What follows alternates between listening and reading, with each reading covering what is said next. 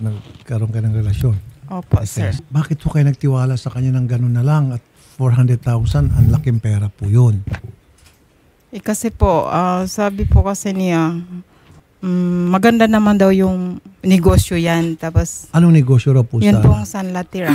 Magandang hapon po, Sir Cesar. Ito po yung ex-girlfriend nyo? Not exactly ex kasi wala naman kaming confirmation ng breakup. Not exactly. Wow. Ibig sabihin kayo pa rin. Yes, sir. Exactly. Okay. I'm not denying it. You're not denying it. Yes. So therefore, everything that she said is true. Ano po masasabi nyo na ikaw daw po ay manloloko? No, I'm not. We are both victims. Victims We are of? both victims here, no? What made you say that, sir? Tinulungan ko siya na invest yung pera sa dahilan na gusto rin namin kumita. Pero na-scam kami. Kompleto naman ako sa ebidensya. May proof ako ng video na tinatanggap na isang tao yung pera. Hindi lang kami victim. Hindi siya. Hindi ako lang biktima dito. We are 7 victims here na nasa group chat ko. Lahat kami na-scam. Kaya nagpapasalamat din ako. Tandito ako. May way ko rin matulungan yung ibang naloko, na biktima. Ni Mary Chirasol.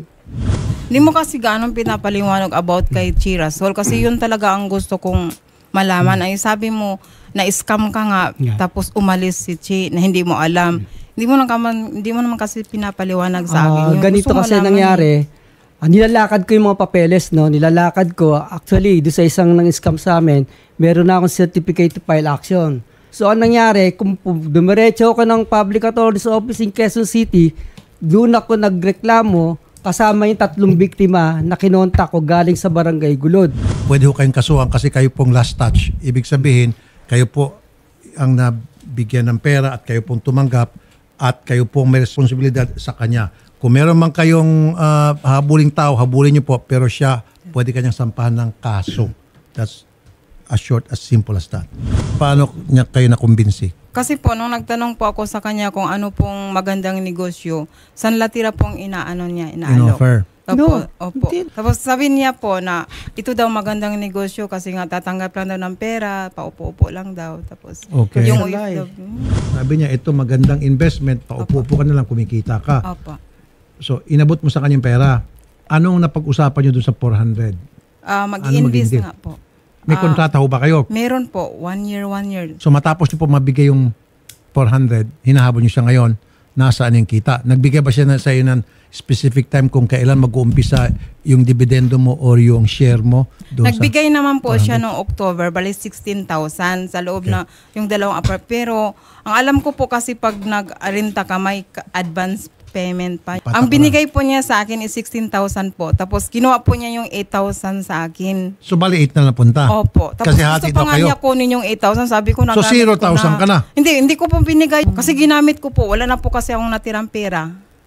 Oh. Kasi nga, yun lang po talaga yung pera ko. So, ang utang pa niya sa iyo, 392,000. Kasi 400 sabi mo, di ba? Opo. Okay. So, ang sinasabi niya ngayon, ikaw rin ay naloko.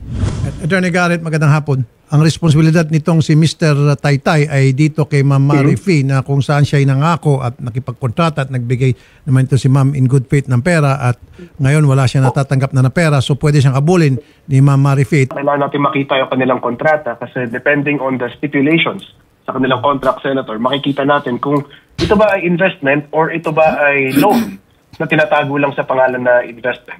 Madalas po, Senator, mas pabor, mas madaling habulin kapag ka-loan ang itsura na itong kontrata. Ano ba nakalagay sa kontrata? Lamang. Kontrata po ng San Latira Collecta. Sino po gumawa ng kontrata? Sa law office po. Anong trabaho niyo po? Kontrata lang po ako. Dati po akong administrator. Ng?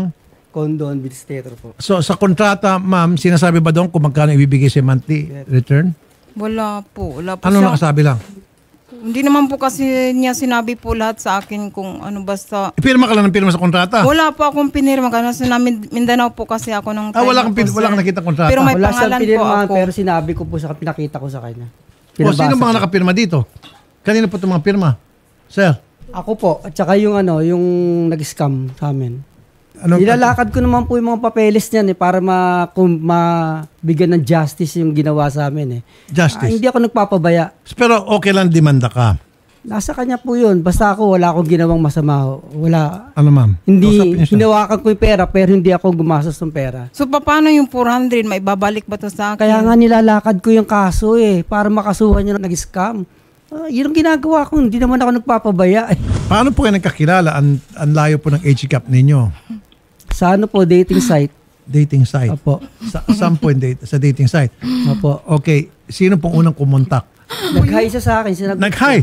Opo. Ako ba yung nag-unang hi May sa'yo? kopya po ako ng lahat ng conversation namin since na nagkakilala kami up to na nasa akin yung Paano siya nag-hi? Ano sabi? Hi, ganon. hi. Tapos yun, sabi ko naman, hello. Hanggang sa naging na kami. Hanggang Tapos, naging kayo. Gano'n kayo tagal nagligawan? Are you still single? Gano'n. Kinausap ko siya. Sabi niya, single ako. Oh. May isang anak. Gano'n. Oh. Hanggang sa na-develop na sa chatting, yun, pagdating ng birthday ko, September 14, hindi ko inaasahan umuwi siya from Hong Kong. Nagulat ako. Sinundo ko siya sa airport. Oh. After na masundo mo sa airport, ano nangyari? Nakapiling niya yung pamilya ko. Nag-celebrate kami sa bahay ng birthday ko. Kasama siya. Kasama pamilya ko. After ng celebrate, ano nangyari? Tumuli siya sa kondo ko. Pagtuloy sa kondo, ano nangyari? Alam niyo na. Wala pa yun. Ano naman, ganun talaga yung ganun, nag-ibigan kami. Hindi ko naman itinatanggi. Siyempre, ganun naman, ano pang gagawin ng magkasintahan? Siyempre, maglabing-labing. Opo. Natural lang yun. Pero ang masakit dito, matapos na nagsama kayo na maayos noon, ito ngayon tayo, magulong buhay ninyong dalawa. So, anong balak niyo po, ma'am? Kasi po, sir, sa totoo lang, paalis na po kasi ako, sir. Itong month na pa-flight po ako ng Hong Kong. So, paano yung processing? Paano po, kasi, Yung pera, Opo. sa 400. Yun nga, sir, Opo. paalis na siya sa Hong Kong. Punta na Hong Kong. Paano yun? Magsoli ka man lang kahit magkano siguro. Hindi naman sir ako ganun ng pera. Di wala naman sa napunta sa akin. paano nga Kasi- maibabalik pa? Kasi, Kaya nga sa kakasuhan yung mga nag-scam para maibalik yung Tapos pera. Alam mo, advice ko sa iyo, ma'am, what if magkaso ka rin sa kanya? Tapos siya nagkakaso doon sa sinasabi niya ng loko sa kanya. Labas ka na doon sa kakasuhan niya. Ang importante, meron kang kaso laban sa kanya para meron kang habol laban sa kanya. Pagdating ng oras, yung korte magde-decide kung anong nararapat para sa iyo at para sa kanya. Okay? Tuloy mo yung pagkaso. Kahit na wala ka rito, pwede ka naman mag-delegate ng taong na wag-represent sa iyo sa mga hearings. yung kapatid ko po. Kapatid nyo. Bibigyan siya ng special power of attorney sa mga hearings sa korte. So ituloy niyo po yung pagsampa ng kaso. Yes po. At bahala naman itong si Sir Cesar na magsampa din ng kaso laban doon sa sinasabi niyang nanloko sa kanya. Opo. Okay sa'yo? Opo. Okay sa'yo, sir? Sige, Sampa ka okay niya na ng po. kaso. Kung yun po yung kaluluwag ng kalooban niya. Iyon ba ikaluluwag ng kalooban mo, ma'am? Opo, kasi gusto ko po talaga mabawi po. Pinaghirapan ko po kasi, sir. Saka may problema po kasi ako sa bahay doon sa Mindanao. Nako. Dapat po sana doon po sa bahay. Kaso nga lang, ito nga, nagbabaka sakali na lumago yung pera. Yun pa, So napunta kapatid niyo naman. siya, bigyan niyo na po siya ng power of attorney. Sasamahan ko po kayo. Attorney Garrett, yung Yes po, Senator. special power of attorney, saan gagawin yun? No, we can gladly draft one for our complainant, Senator. Madali lang Maski naman. tayo na siguro I have gagawa, the no? details. Yung SPA? Yes po, Senator. Yes po, yes po. Tapos i-ano natin? Notarize po natin, Notarize? Senator. Oo. Yes. Okay. Para yung sister niya ng atin sa mga hearings. Yes Once na po. meron ka ng hawak na Yes po, SPA. sir. Opo, sir. Okay. Ganun ang siguro gagawin natin. Tatahakin nating landas. Opo. I'm sorry kung nangyari yun. Hindi natin naasahan mangyayari yun eh. Gusto ko ng tulungan. Gusto mo tulungan yung relasyon natin na lumago para kumita. Pero nabiktima tayo. Hindi lang naman ako, ikaw, dalawa tayo. So we are both victims here. Naiintindihan kita kung nandyan yung galit mo dahil pera mo yan, pinagpaguran mo yan. Pero sana intindihin mo rin na hindi ako gumawa ng scam, ibang tao. Sorry din kasi nakakapagsalita ako sa hindi maganda dahil nga wala po kayong tamang explanation sa akin. Gusto ko po kasi malaman yung totoo. Tapos wala ka naman paliwanag. Pag nagpaliwanag, pag nagtanong po ako sa'yo, nagalit ka naman. Kaya yun tuloy, nakapagsalita ako sa'yo na hindi maganda. Hindi, kaya lang naman ako nagagalit kasi parang minamadali mo kasi. Panay ka Talaga kasi hindi- promise sa akin, lahat tuloy ng mga alas ko na, isang lako na kasi paano yung mga personal needs ko? Tapos nung umuwi akong Mindanao, sabi mo, bibigyan mo ako ng pamasahe. Hindi ka naman nagbigay. Nagbigay ka ng 16,000. Yun ata yung unang Opo. bayad ng kliyente Opo. o tenant Salita. ninyo. 16. So dapat yun yung dividendo niya o yung share niya. Opo. So yung sa 16, hinati mo, ginawa mong 8. Binigyan mo 8 sa kanya, 8 na punta sa'yo. Opo. Pagkatapos, sabi mo, teka muna, akin na muna ulit yung 8. So parang wala na mapupunta sa kanya. Buti na lang, hindi siya pumayag. Bakit gusto mo siyang siruhin noon? Sir, Pambayad sabi sa niya. renta namin, kukunin namin bahay. May kinuha kasi ako condo. Doon po So ako in nag-stay. fairness, yung pera pa lang, yung 16,000, yung naghati Bali, sa kayo kanya 8,000. lang po yan, sir, sa kanya lang. condo. Tapos in-invest niya sa condo. Opo. Renta para sa inyo sa renta, dalawa. bayad sa renta Pinandaw po. namin. Tapos gusto niya sana kunin sa iyo para additional down dun sa condo. Opo, sir. Doon Okay. yan napunta sa condo. Sabi mo walang formal closure. This is the time na magkaroon kayo ng formal closure. Umpisahan niyo po. Wala akong sama ng loob sa kanya. Hindi ko inaano yung pera sa relasyon namin. Kami pa rin, para sa akin kami pa rin. Hindi, wala na. Sinabi mo na nga doon sa lupon. Saka ayoko na rin sa'yo. Kasi nga, nagalit nga ako sa idiot na sinabi niya sa akin. Idiot. Kaya nga, manluloko. so ang closure mo is wala kang sama ng loob. Wala. So ayaw mo na sa kanya. Pero sa text, sir, galit na No. galit po yan, sir, sa text po. Ikaw, sige, anong gusto mo? Para magkaroon Ayoko ng na rin po sa kanya kasi nga minsan po kasi, sir, yung ano niya, yung mga sinasabi po niya sa akin hindi maganda. Okay. Sorry. Masusolve naman natin yung problema. Kaya nating masolve yan. Ang importante yung isang relasyon kaysa sa pera. Pera lang yan, material na bagay lang yan. Pero ang pagmamahalan, hindi mawawala yan. Habang Ayoko buhay na, yan. sir, ayoko na rin sa'yo. O, ba't ka nakangiti? Parang kinikilig ka, ayaw ka na rin sa'yo. Hindi, sir, ayoko na rin sa kanya, sir, kasi sa Nananakit ba? Hindi naman siya nanakit, sir, pero Ang bisyo, wala. pag ano po, sir, yung mga sinasabi po kasi niya sa akin, sir, hindi ko nagustuhan. Teka muna, Manluloko. anong nagustuhan mo kay Sir? Kaakala ko po kasi siya mabait na tao sa totoong buhay. Ay, Sa totoong buhay. So hindi pala siya mabait. gawa nga ginagawa sa akin. Okay. Yung mga Kinikilig- promise kasi kinikilig niya, pa si sir. ma'am. Hindi naman kasi ano yun. Nag-promise po kasi siya sa akin. Once kasi Tumingin ka sa kanya nag-promise. diretso, ba't paside yung tingin mo? Paano kasi pag nag-promise ka kasi sa akin, di mo naman kasi tinutupad ka agad. Kaya ayun. Ano bang pinapromise niya?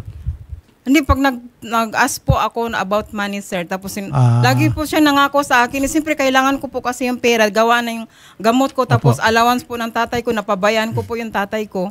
Tapos ultimo ng anak ko, sir, galit na galit sa akin kasi nga, pag kailangan po kasi ng pera, wala akong maibigay. Papadala naman ako. Tapos, 5,000, 2,000. Papadala Sir, naman ako. Anong nagustuhan mo sa kanya? Mabait siya.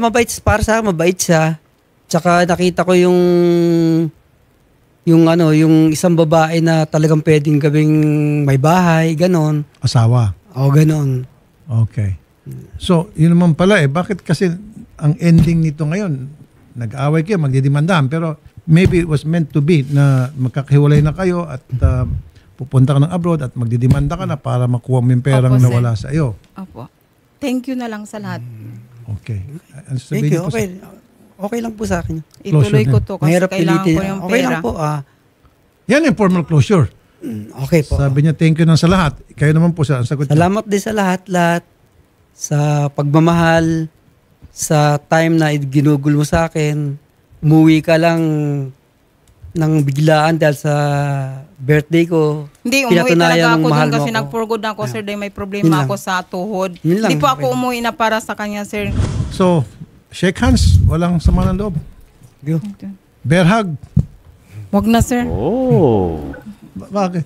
Wag na. Lasag. Sige, last hug. Last hug. Sa pisngi kiss. One Wag na, time. sir. Nakakatawa itong dalawa. Wag na, wag na. Okay, tama na. Okay na. Okay na. Oh, inamin mo. Okay. Okay na. So, sir, yung request niya na ididemanda kayo, tutulungan po namin siya. Sige As po, sir. promised. Wala pong ano. And then, after that, pwede mo idemanda yung nanloko sa iyo. Pero ma'am, usap kayo ni Atty. Garrett para dun sa SPA Opo, sir. na para yung sister niyo po ang magpapatuloy sa demanda habang wala kayo dito. Opo, sir. Okay na po yun. Opo.